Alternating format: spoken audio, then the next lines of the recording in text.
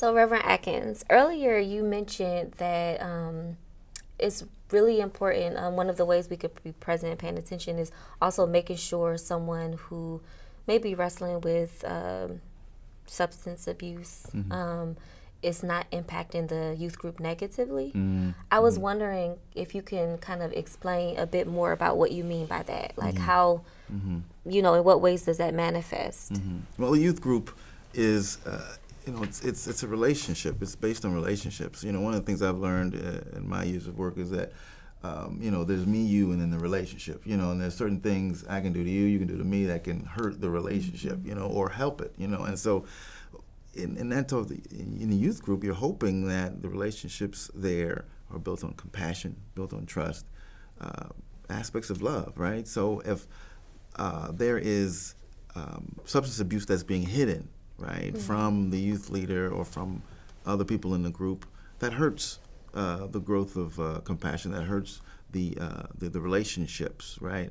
If there is, if there are people who feel estranged from other people in the group because of the substance use or abuse, right?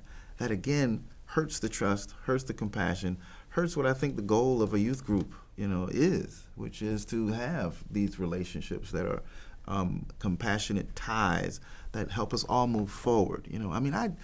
I'm really someone who don't believe in wasting my time. I just don't like it, and I really feel that.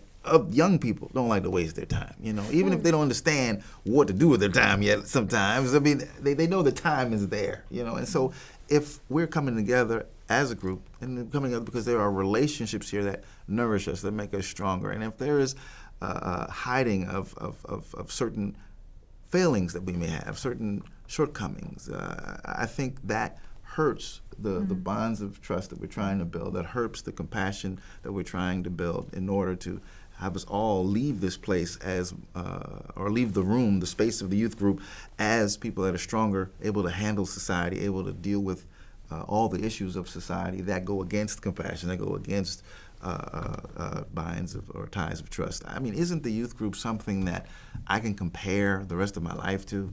Wow, at the youth group, they understood me, they got me, they let me express myself, they let me really help shape who I am. It was a formative part of my life. To say that it was just something I did, or something that I didn't want to do, but I was made to do, was forced to do.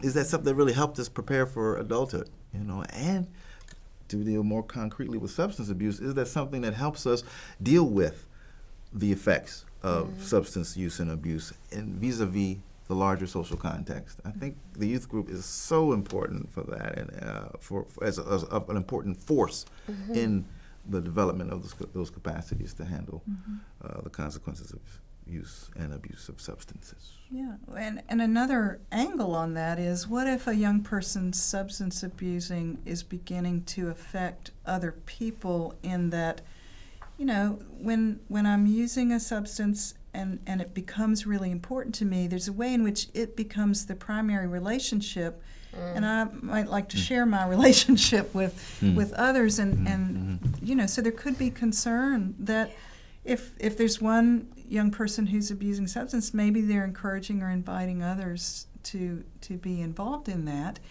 And I think at that point, it's really crucial for us to step back and understand that we don't want to demonize either substances themselves or the young people who are using them.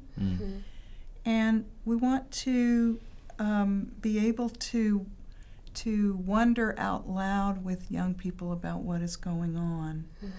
But also probably to set some, well, definitely not probably, to set some limits on the extent to which that is okay in this space. Without saying good Christians don't do that. Right. Because that's not helpful to anybody. What we say is, this is a safe space where we're going to be able to assure ourselves that people come here and they're not getting high here. That people come here and they're not making plans to leave here and get high with their friends. That in fact this is a safe space where we are about something different than that. And to set that as a norm can be really important. The tricky part is setting it as a norm in a way that still invites in the young people who are already caught up in this, so that we can work with them, so that we can have relationships with them, so that we can be present with them. Please.